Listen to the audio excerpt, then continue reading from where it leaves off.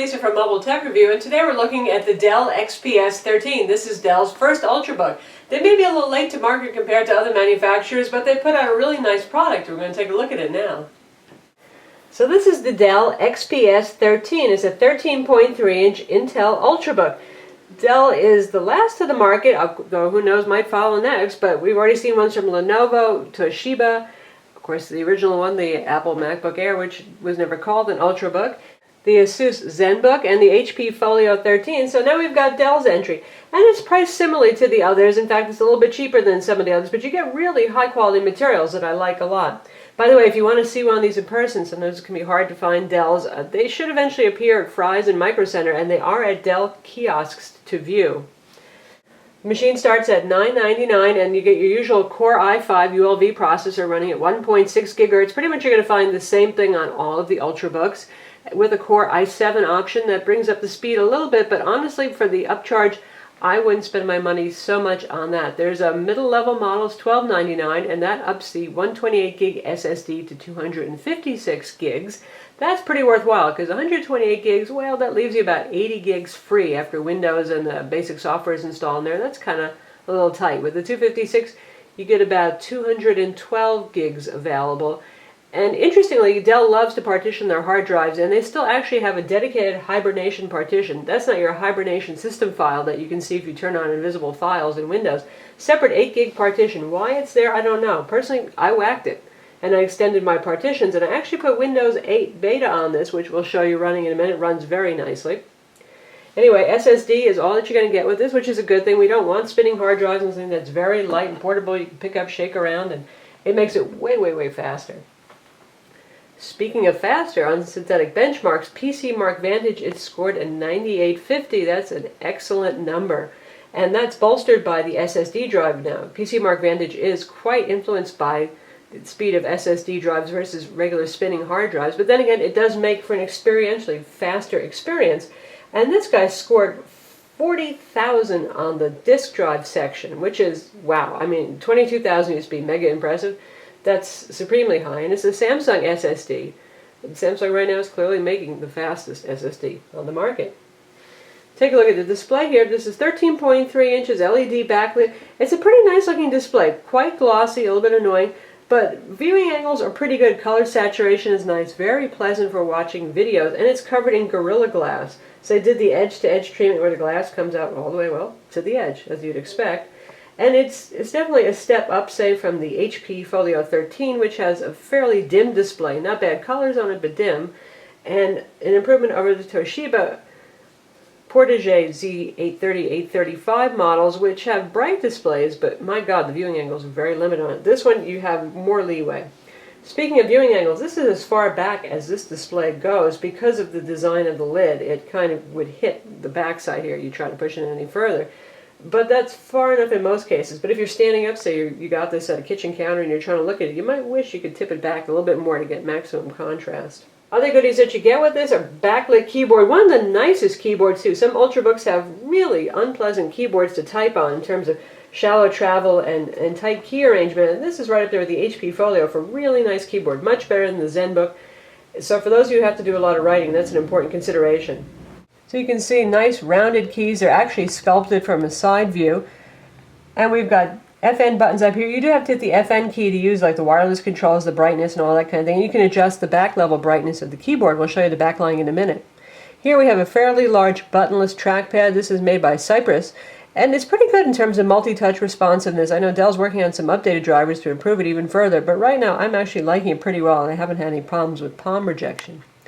While we're looking at the top here, you can see we have, this is a typical Dell-looking machine. The lid, in general, for Dell notebooks are influenced by the MacBook Pro line of computers, but inside this is their typical black look. This is magnesium, this deck here, with a soft touch paint finish on it. We've got the Gorilla Glass for durability here. The lid is aluminum, nice clean lozenge looking, although, like I said, Mac influence there with the curvy corners. And the bottom is very cool. They went with carbon fiber. So you have that neat typical carbon fiber pattern. They don't hide it like Sony does with their carbon fiber notebooks. We've got two rubbery strips here that protect the bottom and stop it from sliding around on your desk. And this mysterious little door is pretty firm to open up, but it just has the serial number here. So with Ultrabooks, it's been a challenge to find a place where you could actually put the serial number. In fact, ASUS with the ZenBook put it on the power brick, which, gee, doesn't really make sense. You get a new power brick and you've lost your Windows seal of authenticity. This is your air intake over here.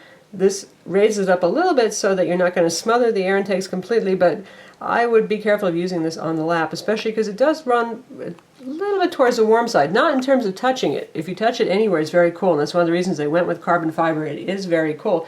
But looking at CPU core temperatures on this, it runs at about 50 degrees centigrade. Now maximum is 100, so you're nowhere near damaging the unit, but some of them tend to run even cooler, some of the Ultrabooks in the 30s, whereas the MacBook Air also runs in the 50s, so it's more like that.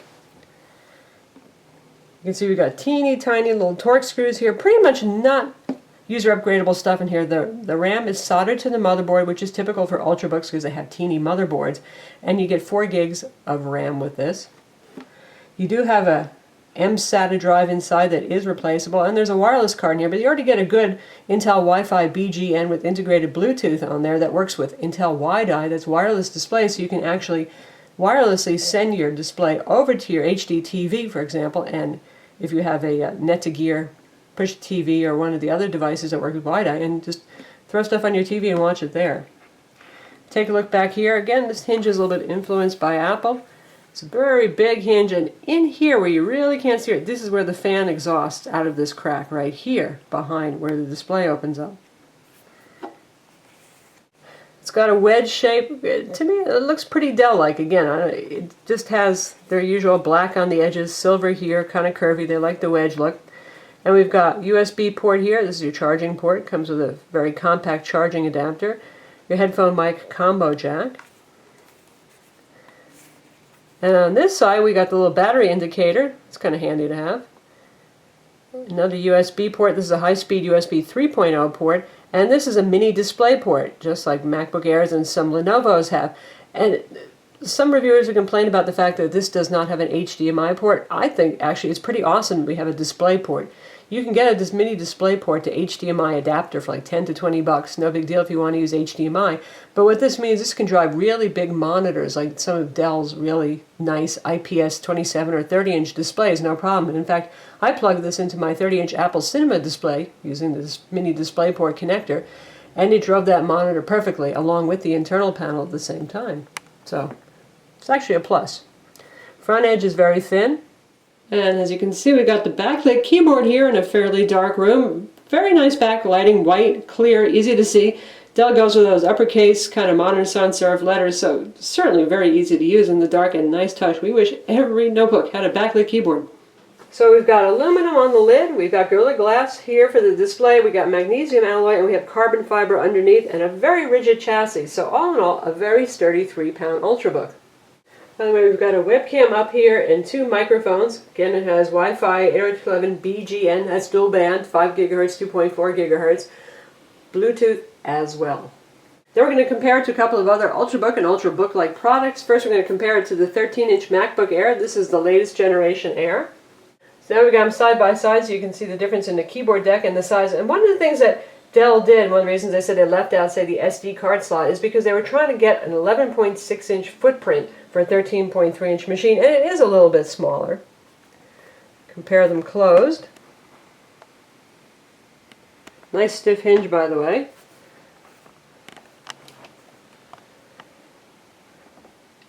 And there's a little bit of difference in size. The Dell is smaller. It's not miraculously smaller. I wouldn't say it's 11.6-inch small, but they do have to fit that display. But again, the same curved aesthetic here. A lot of similarities in that respect. And from the side view, you can see that the Mac is deeper. And now we'll compare it to Toshiba Portage Z830 Ultrabook, which goes for a business-looking kind of, a little bit more bland gray-looking guy here, but very light. This one is about 2.5 pounds, but it also has a lot of flex. It doesn't have all the serious materials on the outside to protect it and all that kind of thing, but from a size perspective, you can see, again, width is about the same. There's your side view. Toshiba doesn't get so much into the taper. And again, you can see the depth is quite different on it. We don't always pay much attention to the box or unboxing, but just to show you, Dell's trying to go for that classy thing, like the MacBook Air and the ZenBook. Comes in a really nice, actually very heavy and sturdy box. Pretty here, they're doing the X thing for the XPS.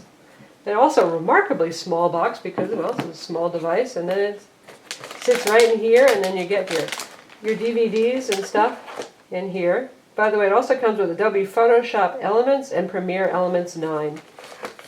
And here's the charger, which is rather compact, easy to carry around too, reasonable length of cord attached to it as well.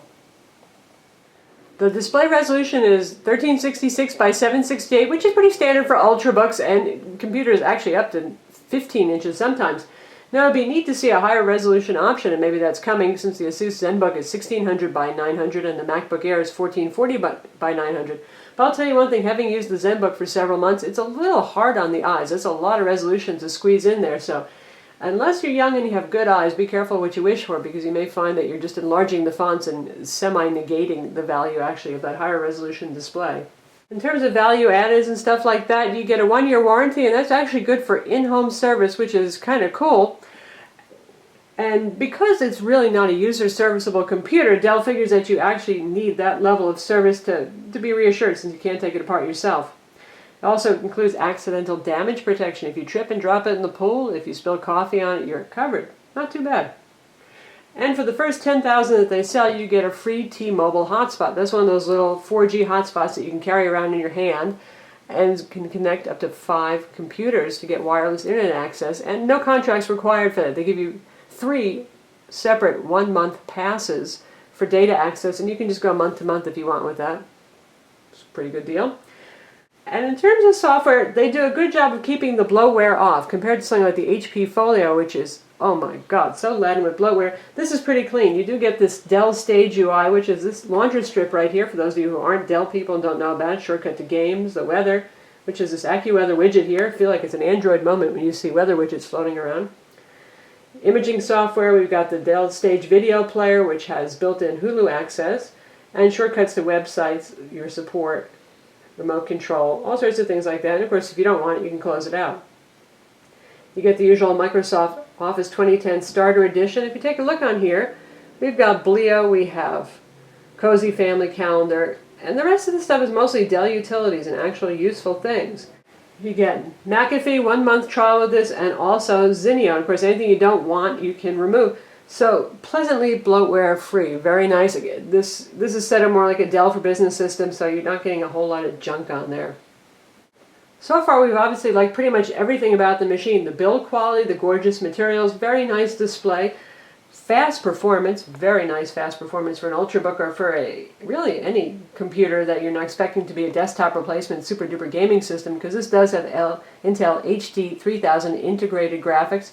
Fine for video playback, fine for moderate Photoshop use. You're not going to be playing Crysis 2 at high frame rates though. But the one thing we don't like about the fan, you can hear the fan probably right now. It's audible, and it runs most of the time.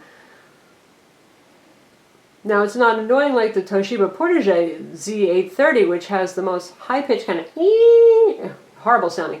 But still, it's running all the time, and I know Dell is working on some BIOS updates to actually tone down the fan a bit. Because the strange thing is you can look at the CPU temperature and see that there's no rhyme or reason actually right now about the fan running relative to the CPU temperature. So supposedly they're working on that, they're going to tweak that.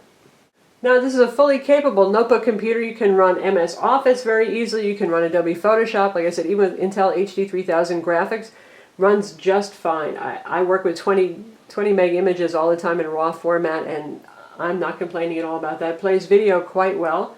And we'll take a look at a little streaming YouTube video right now. Let's see how that does. Hulu and Netflix, no problem. Then we'll check out Lindsay Lohan on Saturday Night Live, and we'll pull that out to full screen. You know, this studio feels like a home to me. Nice speakers. We're set at 70% volume, and it's quite loud. Very full with good separation. Nice audio. Hey, how's it going? Hey, Keenan. Hey, so good to see you again. I forgot how beautiful your eyes are. Very pleasant video experience, and this is streaming in HD right now, so Yeah, can I see your eyes, please? no problem. Very capable. You know, She's good. Now we're going to show you how Windows 8 runs. And that's the standard startup screen for that. So here we are right now in Windows 8. Now, granted, this is really a little bit more ideal for tablets still, but it works just fine. So we've got weather here, we've got all of our live tiles. And as you can see, this becomes a scroll bar down here, so you can keep scrolling without having the swipe gesture available on the touchscreen. There you can swipe on the touchpad if you've got drivers installed. And if you want to get to your settings, right there they are. And you can zoom in and you can zoom out, all that good stuff. So we'll just take a look at a couple of things. You can see how quickly it runs.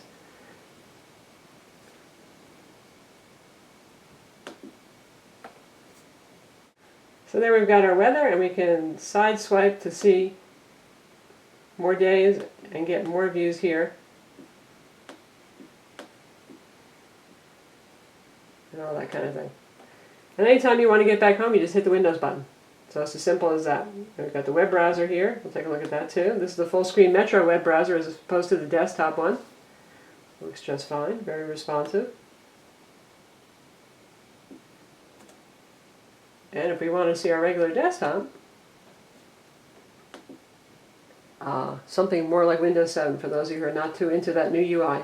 So everything works as planned. We've got Skype installed on this on Windows 8. Works just fine. Office, no problem. Again, Windows 8 is a computer, just like Windows 7, so you can do everything right here. And clearly the Dell, because the Ultrabook hardware platform is pretty much a standard reference design for Microsoft, is very well suited to running Windows 8 for those of you who are excited about that. And it runs very nice and very stable on this too, for those of you who actually want to get one of these and play with it for several months until the actual release version comes out.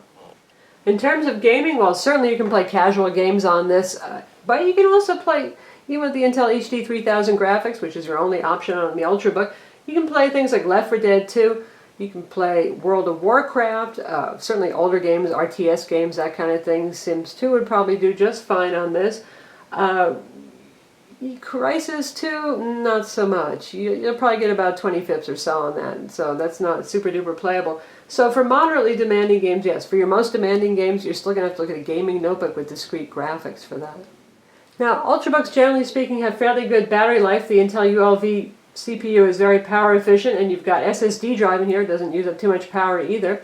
And so far, we've been getting, with pretty moderately demanding use, using this to play videos, do word processing, play some music, a good mix of uses, not just sitting there in the same web page, for example, that kind of thing. We're getting about 6.5 hours so far, so that puts it in range with other Ultrabooks. It's not the super longest lasting, which would be the HP Folio, but there's a reason for that. The HP Folio has the dimmest display and the lowest performance ratings so far in synthetic benchmarks. So, well, if you're really trying to be conservative with your CPU use and you have this display dim, you are going to get better battery life. So, there's that.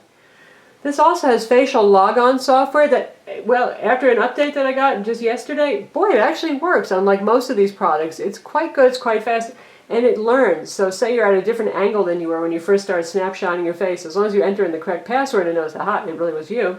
It saves a whole database of you at different angles. Anyway, it works quickly, it works well. And then we have this other thing, fast access, which will pop up and remind you. And it uses basically the camera to check every so often to see if you're really there. And if you're not there, it offers to manage Windows power settings and to put the computer to sleep or turn off the display when it doesn't see you. So that's the Dell XPS 13. It's available now, just started shipping here at the beginning of March. And you'll probably be able to see one of the Dell kiosks near you if you want to get an in-person look at this guy. Again, we love the keyboard. Very typing-friendly keyboard. Nice, large keys, sculpted, well spread out. And for an Ultrabook, which means, gosh, this thing is skinny, there's not much room for travel, it has reasonably good travel. This is definitely a good keyboard for a writer.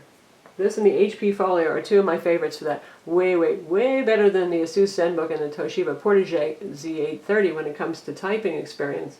I like the Gorilla Glass display. Plenty of glare there, but it has reasonably good viewing angles compared to other Ultrabooks, some of whom are particularly limited, and colors are nice, and the brightness is very impressive. This is one of the brighter Ultrabooks. Now the ZenBook is still the very brightest, but this guy's right up there at around 300 nits or so of brightness. The materials are excellent. The fit and finish is well put together. You can't beat carbon fiber, magnesium alloy, aluminum, Gorilla Glass, all this stuff put together. It feels rigid, it feels sturdy. It looks very nice as well. And performance, this is one of the better performing Ultrabooks, again with that PC Mark Vantage score of 9850. This is a quite fast machine, just with the Core i5 version. Core i7, of course, you'll get even a little bit more performance out of it. SSD drive is standard once again, and that's a good thing because that's part of what makes this very fast and very durable in terms of something you can carry around and toss in your backpack. We like that dual band Intel Wi-Fi 802.11bgn with WiDi support. Really nice to wirelessly watch things on your TV. You can actually use your TV as a second monitor for this, so you can actually do work here and have a video playing in the second screen, which would be your TV. I'm Lisa from Mobile Tech Review. Visit our website for the full review of the Dell XPS 13 Ultrabook.